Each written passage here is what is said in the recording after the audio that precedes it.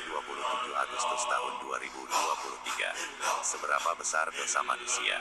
Kajian tasawuf orang bodoh mencari Allah oleh Abdul Hadis bin Abdul Latif diambil dari Quran Al-Ahzab 33 ayat 72.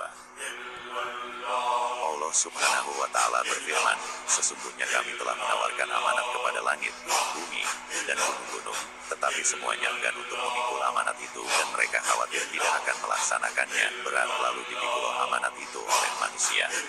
Sungguh, manusia itu sangat zalim dan sangat bodoh. Quran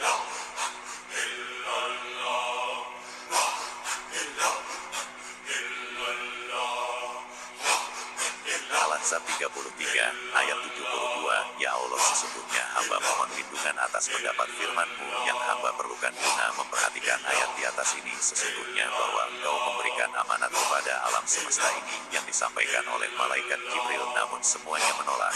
Hamba mengerti ketika amanat itu manusia menyanggupi mengemban amanat, dan amanat ini sebelumnya atau awalnya amanat itu dititipkan kepada para nabi dan rasul juga oleh malaikat Jibril, di mana para umat-umatnya tidak mengerti bahwa amanat itu adalah perkataan petunjuk yang perlu dipedomani dan dijalani dengan baik, dan Allah Subhanahu wa Ta'ala mempercayakannya amanat tersebut kepada umatnya karena bahwa manusia itu adalah yang dapat menjalankan amanat kebenaran, karena manusia itu yang diberi akal dan pikiran serta tingkah lakunya untuk menjalankan agama yang dianutnya yang akan dikembalikan ke surga, atau barang siapa yang sanggup mengembannya maka itulah manusia yang mempunyai ketaatan kepada Allah Subhanahu wa Ta'ala dan Rasulnya.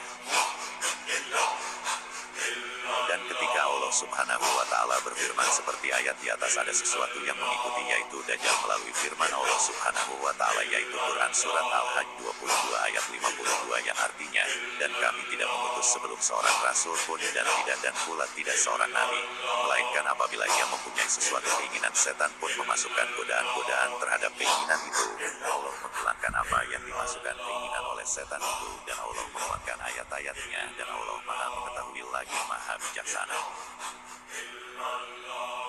Dalam kedua ayat tersebut di atas, hamba Abdul Hadis bin Abdul Latif ternyata sumber adanya dosa yang sumbernya dari tawaran dari Allah Subhanahu wa Ta'ala untuk mengemban amanat kepada alam semesta, dari mulai langit hingga ke bumi, ditawarkan satu persatu, yaitu kepada gunung pepohonan. Semuanya tidak sanggup untuk menerimanya, yang mana tawaran itu mereka semuanya mengerti tentang amanat itu, yang mana amanat tersebut telah diemban oleh para nabi untuk disampaikan kepada para umatnya. Isi amanat tersebut sudah pada nabi yang terdapat dalam kitab-kitabnya, di mana isinya yaitu pertama mengakui Tuhannya itu esa, yaitu Allah Subhanahu wa Ta'ala. Kedua, mengakui nabinya yang memberi amanat dari Tuhan Allah Subhanahu wa Ta'ala, melarang berbuat dosa kepada sesama manusia, dan mengagungkan Allah dan Rasulnya, turuti perintah apa-apa yang diamanatkan, dan Allah Subhanahu wa Ta'ala akan selalu menjaga dan mengawasi umat yang telah menerima amanat. Ini yang menjadi penghalangnya itu adalah anak buahnya Dajjal, yaitu iblis, setan, dan manusia semangat jin kafir. Berikutnya, seluruh yang merasa diberi amanat oleh nabinya maka hendaknya menjaga suku dan ras di mana Allah Subhanahu wa Ta'ala menciptakan bersuku-suku dan berbangsa-bangsa untuk menjaga kerukunan beragama hingga kepada zamannya Islam, yang Allah Subhanahu wa Ta'ala diberikan Rasulnya yaitu Nabi Muhammad Sallallahu Alaihi Wasallam adalah pemimpin umat muslim. Namun alam menentukan baik maupun agama akan terjadi dua golongan, yaitu antara Islam mukamat yang berkiblat kepada ajaran Nabi Muhammad Sallallahu Alaihi Wasallam, dan Islam mustasyabihat itu yang berkiblat kepada pemimpin yang mengajak ke neraka. Telah tertera pada Quran Surat Al-Qasas 28 ayat 41. Mereka sama Islam, tetapi Islam mustasyabihat itu cenderung akan memisahkan diri, di mana mereka di setiap negara yang mereka tempati, di mana manusia-manusia yang memisahkan dari ajaran Rasulullah itu mereka yang mata hatinya terkunci mengikuti ajaran yang benar. Kalau saja mereka sadar, tentunya merasa salah petunjuk dari Allah Subhanahu wa Ta'ala, dan kalau saja mereka mengerti dengan firman Allah pada Quran Surat Al-Anbiya 21 ayat 4, yang artinya, berkatalah Muhammad kepada mereka, Tuhanku melihat semua perkataan di langit dan di bumi, dan Dia Maha mendengar dan Maha mengetahui. Kalau mereka mengerti tentang ayat ini, sungguh akan menjadi pengikut nabi-nabi lainnya serta Nabi Muhammad Sallallahu Alaihi Wasallam yang setia karena ayat tersebut. Mari kita perkataan roh dan ada berapa jenis roh. Jenis roh atau nyawa itu semuanya yang tercipta oleh Allah Subhanahu wa Ta'ala mempunyai roh atau nyawa dan semuanya dapat berbicara dan yang mengerti hanya Allah. Tetapi kalau manusia hanya yang diberi ilmu makrifat saja sehingga mengerti tentang pembicaraannya, mari kita perhatikan pembicaraan. 1. Matahari berbicara, ya Allah, hamba menyaksikan dalam menjalankan perintah mulai dari waktu subuh hingga waktunya Isya berulang-ulang oleh Engkau, namun umat manusia hanya sebagian saja yang mengikuti perintah Engkau. Sebagiannya banyak berbuat yang bersilat lidah untuk melakukan penipuan hanya untuk sesuap nasi, dan ketika malam hari banyak sekali yang berbuat kejahatan serta kejahatan lainnya. Kedua, pepohonan dari hutan hingga sayuran banyak mengeluh kepada manusia, hutan dihabisi tidak sesuai dengan keperluannya, aku ditebang tidak izin kepada Engkau. Begitu juga pada tanaman serta hewan yang bisa makan sama tidak izin, dipotong, dibakar, direbus hingga menjadi hidangan yang enak tetapi kadang terbuang sia-sia.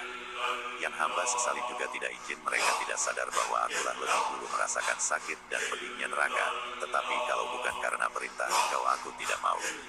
Ini semua mengeluh karena kelakuan daripada manusia, dan lain-lainnya. Sekarang yang ketiga adalah rohnya manusia. Kita kembalikan kepada Quran Al-Anbiya ayat 4.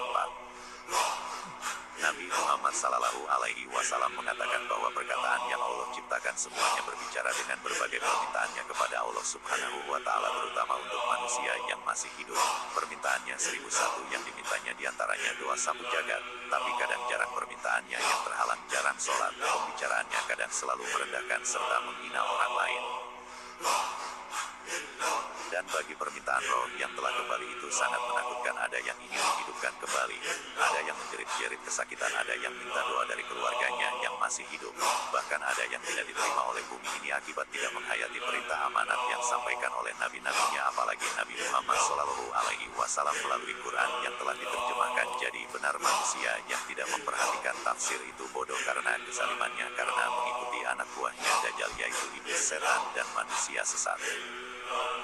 Di mana kezalimannya, di mana mereka mencari ilmu setinggi-tingginya dengan gelar profesor, dokter, daktar, sarjana hukum, dan lain-lain. Ilmunya dijadikan alat kejahatan kekuasaan dalam jabatan tugasnya, di mana hukum direndahkan ketika terjerumus kesalahan korupsi. Maka inilah yang dikatakan manusia bodoh, bahkan terbodoh.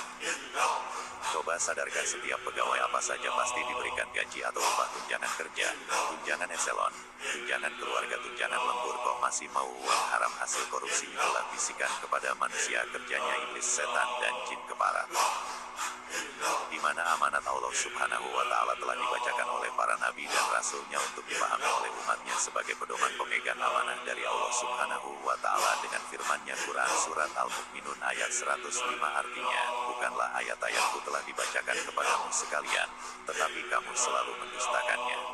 Maka itulah percuma kalian roh yang masih bersemayam dengan jasad maupun roh yang telah kembali di hadapan Allah Subhanahu wa Ta'ala itu sebagai peringatan bagi manusia yang masih hidup. Kita kembali kepada judul di atas, seberapa besar dosa manusia. Ini adalah suatu pertanyaan tentang besarnya dosa, tentunya ini berkaitan dengan beratnya dosa. Sekarang kita ambil perumpamaan saja besaran dosa dan beratnya dosa.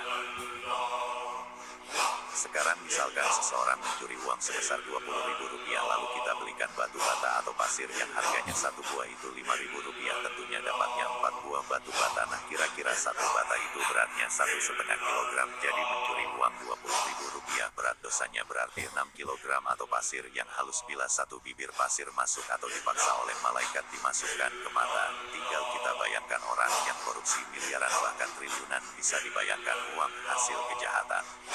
Di mana rohnya menjerit-jerit keberatan hingga kepanasan di neraka. Nah, itulah besar dan berat itu yang akan ditanggung sendiri.